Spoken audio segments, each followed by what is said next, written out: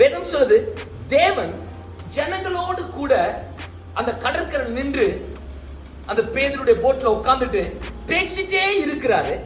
திடீர்னு வசனத்தை போதிச்சு கொண்டிருந்தவர் இப்போ பேதுருவை பார்த்து பேசுறாரு. யாரு? வானத்தையும் பூமியும் படைத்த சர்வ வல்லமையுள்ள தேவன். அவர் சொல்றாங்க, பேதுரு வா. அவன் அந்த சத்தத்தை மிஸ் பண்ணல. அந்த வார்த்தை கேட்ட உடனே அவன் அவரோடு கூட போட்ல பிரயாணம் பண்ண ஆரம்பிச்சான். Praise the Lord. Hallelujah. Hallelujah. Hallelujah. அப்படிதான் தேவன் எந்த நேரத்துல பேசுவார். நீங்க வரீங்க அவங்க ஆலயத்துக்கு, தேவனுடைய வார்த்தை கேட்டுட்டு இருக்கீங்க, பிரசங்கத்தை கேட்கறீங்க, வேதத்தை படிச்சுட்டு இருக்கீங்க, திடீர்னு கர்த்தர் பேசுவார். அதுதான் உங்கள் வார்த்தை, தேவன் உங்களோடு பேசும் வார்த்தை. அப்ப நீங்க அந்த சத்தத்தை கேட்கணும்.